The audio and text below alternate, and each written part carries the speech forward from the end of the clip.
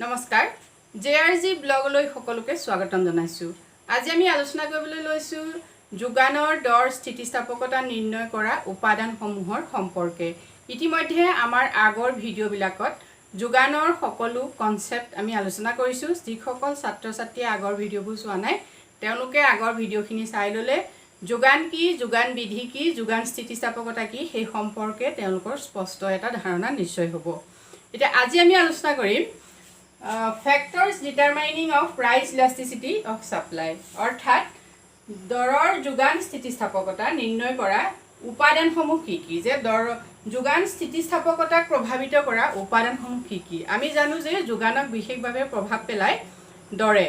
এটা দৰৰ হ্ৰাস বৃদ্ধি, দৰৰ যদি বৃদ্ধি হয় তেনে যোগান বৃদ্ধি হয়, দৰৰ হ্ৰাস হ'লে কি হয়, যোগান হ্ৰাস হয়। আৰু দৰ আৰু যোগানৰ পৰিৱৰ্তনৰ যি আনুপাতিক সম্পৰ্ক সেই সম্পৰ্ককে কি বুলি কোৱা হয়, যোগান স্থিতিস্থাপকতা বুলি কোৱা হয়। এতিয়া এই যোগান স্থিতিস্থাপকতাক প্ৰভাৱিত কিহে কিহে কৰে?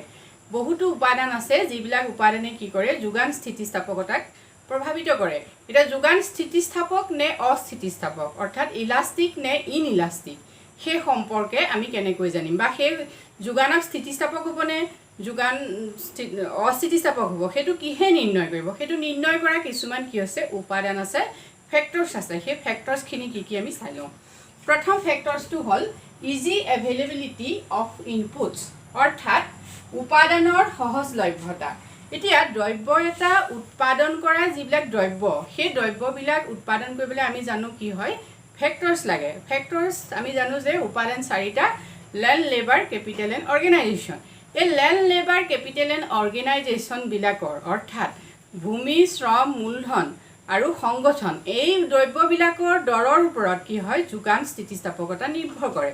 যদি দ্ৰব্যবিলাকৰ উপাদানৰ দৰ কম হয় তেনে যোগান স্থিতিস্থাপকতা কি হ'ব, আৰু যদি দ্ৰব্যবিলাকৰ উপাদানৰ দৰ বৃদ্ধি হয় তেনে যোগান স্থিতিস্থাপকতা স্থিতিস্থাপক হ'বনে অস্থিতিস্থাপক হ'ব, সেই সম্পৰ্কে আমি প্ৰথম চাই লওঁ। এতিয়া প্ৰথমতে হ'ল যে দ্ৰব্যটোৰ যদি দ্ৰব্যটো উৎপাদন কৰা উপাদানবিলাকৰ যদি ব্যয় কি হয়, দ্ৰব্যটো উৎপাদন কৰা উপাদানবিলাক যদি সহজে পোৱা হয়, যদি সহজে কি হয়, দ্ৰব্য এটা উৎপাদন কৰিবলৈ যিবিলাক উপাদান লাগে, আমি ধৰি ল'লোঁ টেক্সটাইল উৎপাদনৰ কাৰণে, কাপোৰ বিশেষভাৱে উৎপাদনৰ কাৰণে বিভিন্ন উপাদানৰ প্ৰয়োজন।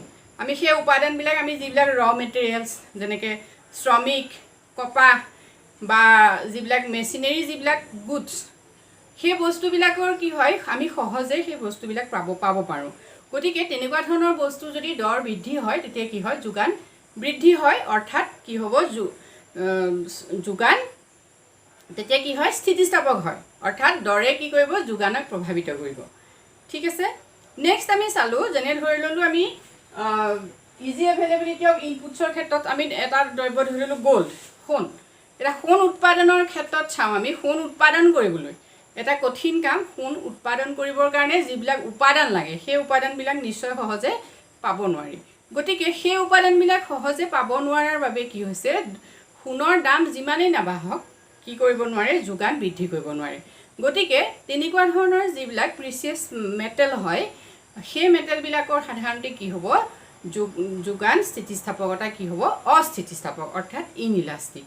অৰ্থাৎ দৰে কি হৈছে, দৰ বৃদ্ধি হ'লেও সেই দ্ৰব্যবিলাকৰ কি কৰিব নোৱাৰে, যোগান বৃদ্ধি কৰিব নোৱাৰে। ঠিক আছে। গতিকে আমি বুজি পাইছোঁ নিশ্চয় যে ইজি এভেইলেবিলিটি অফ ইনপুটছ অৰ্থাৎ উপাদানৰ সহজলভ্যতাই কি কৰে, যোগানত দৰৰ যোগান স্থিতিস্থাপকতাক প্ৰভাৱিত কৰে। যদি আমি সহজেই উপাদানবিলাক পাওঁ তেতিয়াহ'লে কি হ'ব, আমি আকৌ কৈছোঁ সহজে যদি পাওঁ তেতিয়া কি হ'ব, যোগান স্থিতিস্থাপক হ'ব, আৰু উপাদানবিলাক যদি আমি সহজে নাপাওঁ তেতিয়াহ'লে যোগান অস্থিতিস্থাপক হ'ব। ঠিক আছে। নেক্সট পইণ্টটো আহিলে possibility of factor substitution. Possibility of factor substitution অৰ্থাৎ উপাদানৰ বিকল্প সম্ভাৱনা, উপাদানবিলাকৰ বিকল্প ব্যৱহাৰৰ সম্ভাৱনাই কি কৰে, দৰ স্থিতিস্থাপকতাক প্ৰভাৱিত কৰে। এতিয়া উপাদানবিলাকৰ বিকল্প ব্যৱহাৰৰ সম্ভাৱনাটোনো কি কি, অৰ্থাৎ ফেক্টৰ ছাবষ্টিটিউশ্যন কিনো সেইটো আমি প্ৰথম চাই লওঁ। যে আমি কি কৰিব পাৰোঁ, উৎপাদনত সাধাৰণতে দুটা টেকনিক ইউজ কৰি পেলাই, দুটা কৌশল ব্যৱহাৰ কৰি কি কৰা হয়, উৎপাদন কৰা হয়। এটা হ'ল লেবাৰ ইণ্টেনচিভ টেকনিক, এটা হ'ল কেপিটেল ইণ্টেনচিভ টেকনিক, অৰ্থাৎ শ্ৰম প্ৰাবল্য কৌশল লেবাৰ ইণ্টেনচিভ টেকনিকটো আৰু কেপিটেল ইণ্টেনচিভ টেকনিকটো হৈছে মূলধন প্ৰাবল্য কৌশল। এতিয়া শ্ৰমিক যেতিয়া অধিক ব্যৱহাৰ কৰা হয় তেতিয়া কি হয়, শ্ৰমিক অধিক ব্যৱহাৰ কৰি পেলাই যদি কমকৈ মূলধন ব্যৱহাৰ কৰা হয় তেতিয়া কি হ'ব, সেইটো কোৱা হয় শ্ৰম প্ৰাবল্য কৌশল ব্যৱহাৰ। আৰু যদি মূলধন বেছিকৈ ব্যৱহাৰ কৰি শ্ৰম কমকৈ ব্যৱহাৰ কৰা হয় তেতিয়া সেইটো কি হ'ব, কেপিটেল ইণ্টেনচিভ টেকনিক। এতিয়া উৎপাদনৰ ক্ষেত্ৰত দ্ৰব্য উৎপাদন কৰোঁতে কি হয়, এই যিটো সম্ভাৱনা যে কেপিটেল বেছিকৈ ব্যৱহাৰ কৰিব নে শ্ৰমিক বেছিকৈ ব্যৱহাৰ কৰিব, এই দুয়োটাৰ ওপৰত কি হৈছে, যোগানৰ দৰ স্থিতিস্থাপকতা নিৰ্ভৰ কৰে। এতিয়া যদি দ্ৰব্যবিলাকক একেটা দ্ৰব্যকে দুইটা কৌশল ব্যৱহাৰ কৰি পেলাই কি কৰিব পাৰি, প্ৰয়োজন সাপেক্ষে দুইটা কৌশল ব্যৱহাৰ কৰি পেলাই উৎপাদন কৰিব পৰা হয়, তেতিয়া কি হয়, দ্ৰব্যটো যোগান স্থিতিস্থাপক হয়, অধিক স্থিতিস্থাপক হয়। আৰু যদি দুয়োটা টেকনিক প্ৰয়োজন সাপেক্ষে দুয়োটা টেকনিক ব্যৱহাৰ কৰিব নোৱাৰে তেতিয়াহ'লে কি হ'ব, দৰৰ যোগান স্থিতিস্থাপকতা অস্থিতিস্থাপক হ'ব, অৰ্থাৎ যোগান ইনইলাষ্টিক। এতিয়া আমি ঠিক দুটা উদাহৰণ লৈ ল'লোঁ, এতিয়া পেট্ৰল আৰু ষ্টিল ইণ্ডাষ্ট্ৰি। এতিয়া পেট্ৰলৰ ব্যৱহাৰ, পেট্ৰল যদি যোগান ধৰিব লাগে, আমি ধৰিলোঁ পাৱাৰ ছিষ্টেমটো কিবা কাৰণে ড্ৰবেক্স হৈছে, তেতিয়া কি হয়, মানুহ ব্যৱহাৰ কৰি লেবাৰ ব্যৱহাৰ কৰি পেলাই কি কৰিব পৰা হ'ব, অধিক যোগান ধৰিব পৰা হ'ব।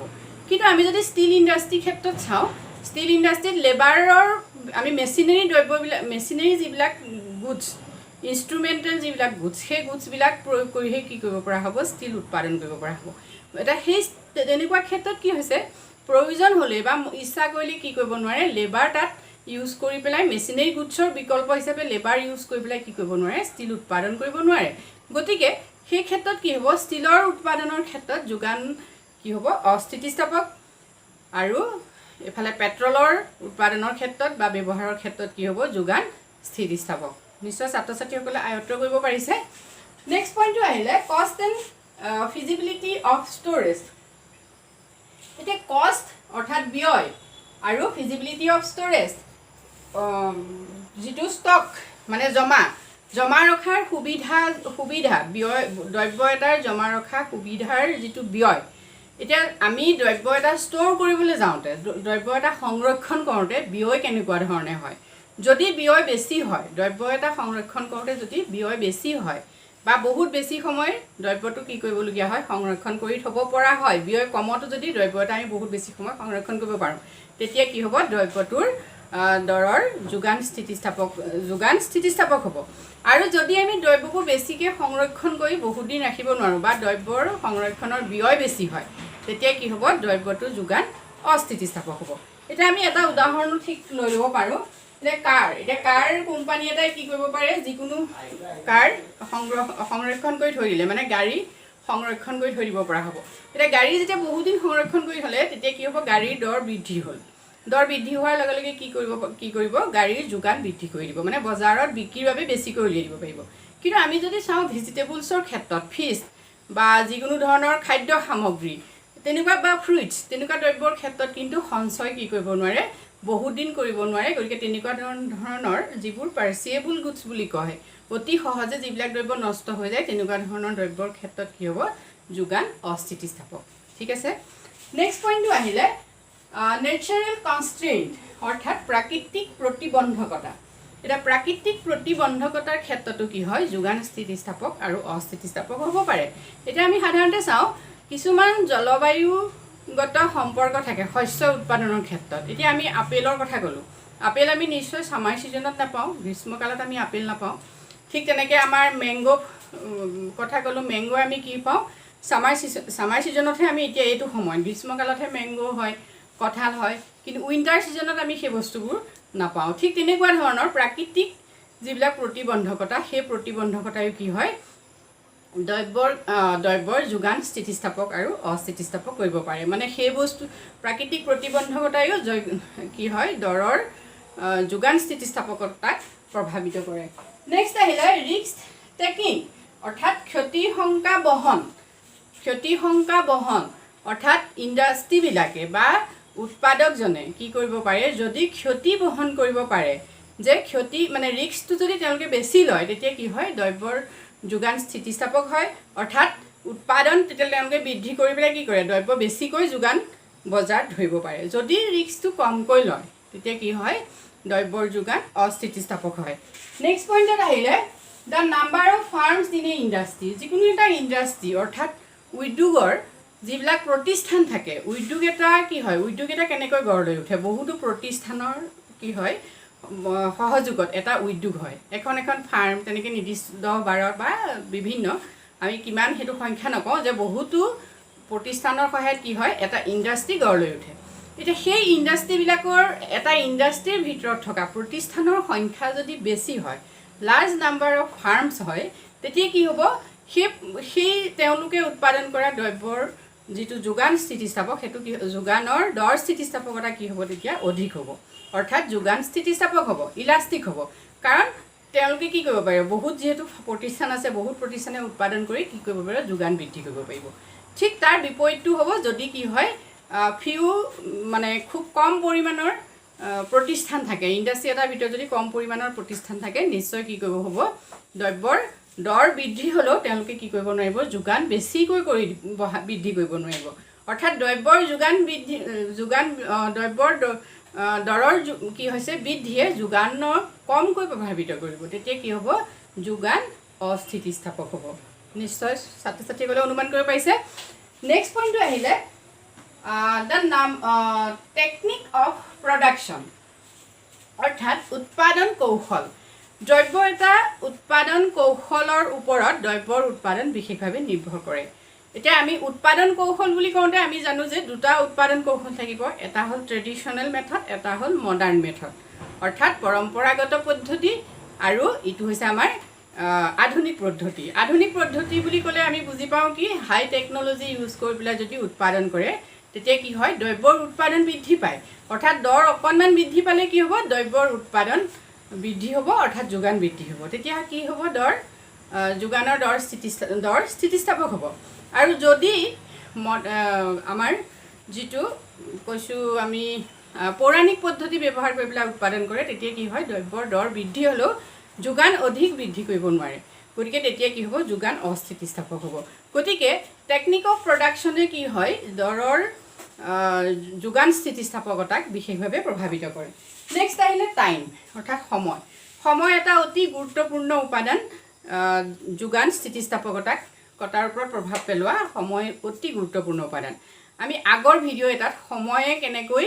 যোগান ৰেখাক প্ৰভাৱিত কৰে সেই সম্পৰ্কে আলোচনা কৰিছিলোঁ যিসকল ছাত্ৰ ছাত্ৰীয়ে ভিডিঅ'টো চোৱা নাই তেওঁলোকে চাই ল'ব ডেছক্ৰিপশ্যন বক্সত আমি লিংকটো দি দিম ঠিক আছে এতিয়া টাইমক আমি অৰ্থনীতি 3টা ভাগত ভাগ কৰিছোঁ প্ৰথমটো আছিলে যে অতি হ্ৰস্বকাল নেক্সট আহিলে হ্ৰস্বকাল আৰু নেক্সট হ'ল দীৰ্ঘকাল এতিয়া অতি হ্ৰস্বকালটো কি বুলি কোৱা হয় বজাৰকালীন সময় বুলি কোৱা হয় বজাৰকালীন সময়ত কি হয় দৰৰ যোগান স্থিতিস্থাপক সম্পূৰ্ণভাৱে অস্থিতিস্থাপক হয় সেইকাৰণে কি হয় যোগান ৰেখাডাল সাধাৰণতে আমি যোগান ৰেখাডাল পাইছিলোঁ এইটো টাইপত হয় মানে OY অক্ষৰ সমান্তৰাল হয় এইটো হ'ল যোগান সম্পূৰ্ণভাৱে অস্থিতিস্থাপক ইয়াত মানে কি হৈছে দৰৰ হ্ৰাস বৃদ্ধিয়ে যোগানক প্ৰভাৱিত নকৰে নেক্সট আহিলে হ্ৰস্বকালত কি হয় দ্ৰব্যৰ দৰ বৃদ্ধিয়ে যোগানক কি কৰে কম পৰিমাণে প্ৰভাৱিত কৰে গতিকে তেনেকুৱা ধৰণৰ ক্ষেত্ৰত কি হয় ষ্টিপাৰ হয় ৰেখাডাল সাধাৰণতে ষ্টিপাৰ মানে থিয় আকৃতি হয় এইটো টাইপত হয় নেক্সট আমি অতি যিটো মানে দীৰ্ঘকালত কি হয় যোগান ৰেখাডাল ফ্লেট হয় অৰ্থাৎ বহল প্ৰকৃতিৰ হয় অৰ্থাৎ কি হৈছে দৰৰ হ্ৰাস বৃদ্ধিয়ে যোগানক কি হয় বহুত বেছিকৈ প্ৰভাৱিত কৰে গতিকে সময় অতি গুৰুত্বপূৰ্ণ এটা ফেক্টৰছ প্ৰভাৱ আমাৰ যিটো যোগান স্থিতিস্থাপকতাক যিটোৱে প্ৰভাৱিত কৰে গতিকে ছাত্ৰ ছাত্ৰীসকলে প্ৰতিটো পইণ্টেই যদি সূক্ষ্মভাৱে অনুধাৱন কৰিবলৈ চেষ্টা কৰে নিশ্চয় সহজেই বুজি পাব আজিলৈ ইমানেই থেংক ইউ